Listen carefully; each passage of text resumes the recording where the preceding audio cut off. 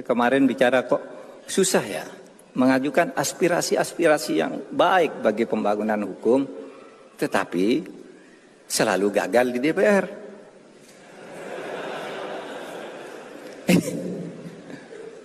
Lalu siapa ini yang salah? Ini zaman Bung Karno tuh undang-undang, wah hebat loh, banyak lahir. Setiap ada aspirasi yang rakyat, undang-undang ini dibuat undang-undang. Zaman Pak Harto juga lumayan. Nah sekarang ini undang-undang penting, nggak bisa lahir. Parpolnya nolak, DPR-nya nolak. Ketika ditanya, DPR kok nolak? Dan ini kan bagus. Bos.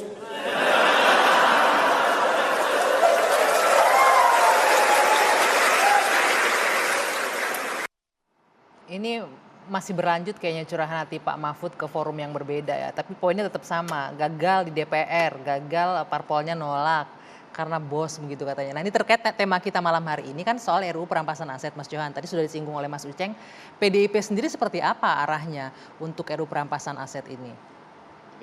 Mic-nya boleh digunakan Mas? Sorry, jadi ini, Undang-Undang perampasan aset sudah masuk di prolegnas DPR ya. 2023. Yang kedua, kemarin apa yang disampaikan oleh Pak Mahfud, saya dengan lantang juga mendukung tidak hanya 100%, tapi 1000% saya mendukung itu. Saya berkeyakinan bahwa undang-undang itu akan semakin melengkapi kerja-kerja pemberantasan korupsi, apakah itu undang-undang tindak pidana korupsi ataupun TPPU ya, semakin memudahkan lah apa yang disebut dengan asset recovery itu. Tapi saya ingin cerita sejatinya seperti apa gitu ya. Sampai kemarin 2-3 hari yang lalu itu belum ada satupun naskah akademik, belum ada satupun draft, bahkan pembicaraan secara serius antara pemerintah dengan DPR itu belum ada gitu. Sehingga saya juga bertanya-tanya bagaimana DPR kemudian mengesahkan yang kemudian juga dibilang menolak. Itu kalau bagaimana? Kalau yang dibahas nggak ada gitu ya? Saya mungkin kalau salah diluruskan Pak Margarito. Proses membuat undang-undang itu kan antara DPR dan Presiden. Bahkan kekuasaan quote-unquote Presiden itu sedikit lebih tinggi dengan bisa mengeluarkan perpu. Kalau itu dianggap mendesak, kalau itu memang benar-benar darurat, sebenarnya Presiden juga punya tangan ya, punya tangan yang bisa menggunakan inti poinnya kan isi undang-undang perampasan aset itu bisa masuk di dalam undang-undang yang berkaitan dengan pemberantasan korupsi. Kira-kira begitulah. Apakah DPR menahan? Saya ambil contoh, Pak Presiden Jokowi ini didukung oleh koalisi yang gemuk, 7 fraksi. Anda ingat Undang-Undang Cipta Kerja? Cepat sekali langsung inisiatif Presiden, pemerintah. Di tengah-tengah kemudian muncul Perpu. Di tengah-tengah demonstrasi yang luar biasa, mahasiswa dan buruh penolakan ya, yang rakyat itu kan, DPR dengan tenang kok mengesahkan. Oke, gitu loh. Poinnya sekarang apa? Naskahnya tidak sampai di DPR sekarang, belum ada sampai ke DPR poinnya, atau apa? Saya mau cerita bahwa ya DPR nggak bisa mengesahkan undang-undang yang diminta kalau tidak ada pembicaraan secara serius, naskah akademik, draft dan lain sebagainya. Artinya ini saya menangkap, saya tidak tahu ya. Pemerintah nggak serius nih, Mas. Bukan, makanya ini yang saya mau katakan. Kalau kita baca di dalam salah satu laporan media online, hasil investigasi yang dilakukan oleh mereka, sebetulnya draft itu sudah masuk.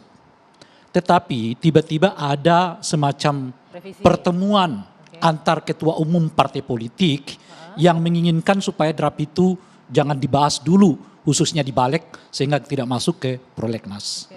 Jadi oleh karena itu boleh jadi Pak Budi tidak tahu karena memang belum masuk ke balik, apalagi disebarkan kepada anggota-anggota, khususnya Komisi 3 gitu. Karena apa? Karena begitu masuk draft ini, ketua umum sudah konsolidasi terlebih dahulu untuk menyatakan stop dulu nih. Itu menurut investigasi itu. Tapi gitu. faktanya ini masuk prolegnas artinya akan dibahas. Artinya kan sudah ada persetujuan ini akan masuk prolegnas kan. Tapi kan kalau memang nggak ada draftnya, nggak ada sesuatu yang mau dibahas, ya artinya nanti ini dilewatkan lagi, nggak ada materinya, gitu. Nah oleh karena itu perlu mungkin dilacak dengan sesungguhnya apa benar berdasarkan pertemuan ketua-ketua umum partai politik itu, draft yang sudah diserahkan oleh pemerintah itu akhirnya dikembalikan lagi ke pemerintah karena itu tadi. Maka dalam konteks itulah Pak Bambang mengatakan tanya ketua umum deh. Oke, kalau konteks Gitu ini Anda tahu kira-kira. nggak, Mas Jadi Johan? mentoknya bukan di Ketua kita umum nih. Anda atau partai Anda Mentoknya nih? di ketua umum Oke, kira-kira. PDIP gitu. suaranya Saya gimana untuk masuk RUU Komisi ini? 3 itu setahun yang lalu. Isu soal ini sebenarnya pernah disampaikan oleh PPATK dan KPK, Bang Rangkuti, waktu RDP ya.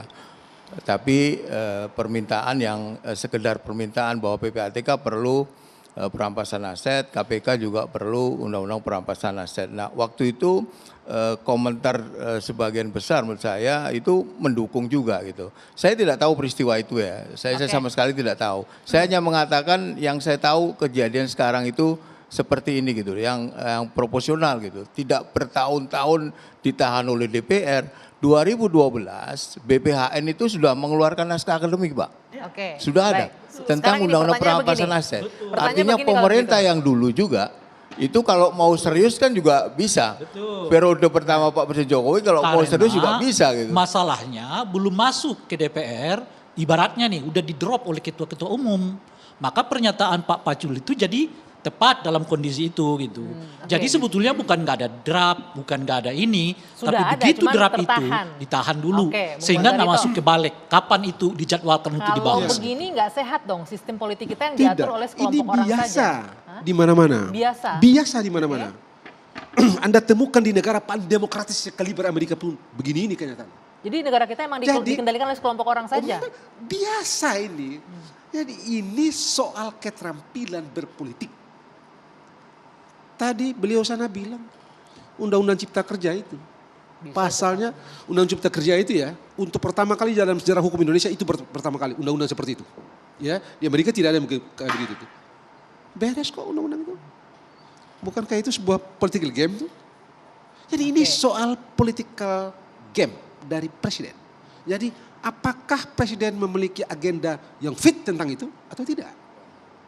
Kalau dia sebentar nih, kalau gue, aduh sebentar nih, buktinya tadi itu Berarti yang Anda beliau bilang melihat tadi itu. presiden nggak punya Ini will sudah lah, yang ini serius untuk nyata ini. dan semua orang bisa ngecek Undang-Undang Cipta Kerja itu. Dalam bahasa yang lain menurut saya ada problem penyebutan DPR itu yang tidak menggambarkan ketua umum. Mestinya kalau mau disebutkan oleh Pak Mahfud, Pak Mahfud bisa mengatakan ini masalahnya bukan di anggota DPR-nya, tapi di ketua-ketua umum yang tidak memberi kesempatan kepada anggota DPR Kalau untuk saya membahas ya, ini, gitu kira-kira. Sebentar. dengan segala hormat ya, sebentar sedikit aja gitu. Mudah kok, mudah betul dalam tanda petik ini. Kalau kita pakai bahasa jalanan, tekuk ini ketua-ketua partai, mudah banget. Caranya? Kalau, tidak ada satupun ketua partai di dunia ini yang tidak merindukan courtesy call dari presiden. Oke. Senator hebat-hebat di Amerika Serikat itu mimpi mereka di awal Berarti di pagi hari itu bolanya di adalah presiden, ya udah presiden telepon saja langsung iya, ketua umum. jadi jangan Oke, kita saya muter-muter mau ke deh. Mas Uceng, Mas Begitu Uceng. deh, mau nggak? Mas Uceng, benar nggak seperti itu Mas Uceng? Artinya ya mau nggak mau ini untuk urusan pemberantasan korupsi, pengembalian aset tertahan karena memang ada kurang goodwill dari kedua belah pihak kalau saya tangkap baik itu dari pemerintah ataupun dari DPR-nya. Apalagi ada campur tangan ketua umum yang harus memutuskan di sini seperti yang dikatakan oleh dua narasumber di studio. Mbak Anggi, izinkan saya cerita dua hal ya. Yang pertama saya mau bilang dulu soal undang-undang perampasan aset. Jadi sebenarnya ini sudah lama sekali.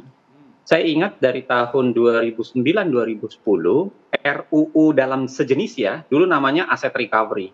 Jadi segala sesuatu yang berkaitan dengan aset, hasil sitaan, proses koruptif maupun bagaimana menyita illicit enrichment maupun unexplained wealth gitu. Jadi kekayaan di luar yang tidak bisa dijelaskan. Itu udah lama. Bahkan versi masyarakat sipil kami buat waktu itu dengan bantuan kemitraan, kami buat versinya. Jadi sebuah kelembagaan ada di situ untuk mengurus aset, apa yang bisa disita, lalu kemudian bagaimana prosesnya, itu diatur semua. Dan saya kira memang Mas Rerangkuti bisa jadi menjadi benar.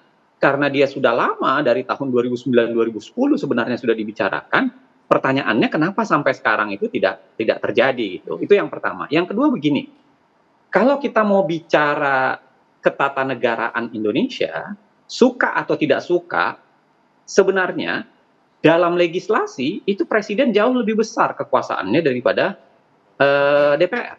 Oke. Anda bisa baca disertasinya Saldi Isra. Disertasi Saldi Isra itulah yang menjelaskan bahwa pasca amandemen sebenarnya presiden itu kewenangan legislasinya lebih besar dibanding DPR. Walaupun Undang-Undang Dasar menggeser kewenangan pembentukan undang-undang dari pemerintah ke DPR. Jadi itu rancunya. Jadi di Undang-Undang Dasar perubahan 1, 2, 3, 4. Ya, Mas Uceng, wah, ya terputus, sayang sekali terputus ya. Ini yang saya tangkap, ini presiden mempunyai kekuasaan lebih dalam legislasi pasca amandemen. Coba ya, dia ikut membahas, ya, ikut menyetujui. Tapi jangan lupa, dia punya tadi itu, punya apa, bukan veto, punya kewenangan menerbitkan perpu. Gitu loh. Oke, kita letakkan kewenangan membentuk undang-undang itu pada beliau sana gitu ya, DPR gitu ya. Tapi di undang-undang dasar tanpa presiden tidak bisa dibahas. Oke. Harus dibahas bersama, sudah dibahas bersama, presiden mundur dalam pembahasan tidak bisa dibahas juga. Jadi ini Begitu, agak-agak, jadi apa gitu? kalau saya bilang agak ironis ya ketika pejabat negara bilang korupsi harus segera diberantas, tapi instrumen hukumnya pun agak setengah-setengah hati dalam membangunnya. Enggak, ini ada soal lain gitu ya. Kalau saya gitu, kalau kita mau real gitu, ini soal apa, keterampilan bermain politik. Keterampilan bermain politik. Usai jeda kita akan lanjutkan soal ini. Akankah mungkin kemudian direalisasikan untuk RUU perampasan aset? Usai jeda kita lanjutkan di Dua Sisi.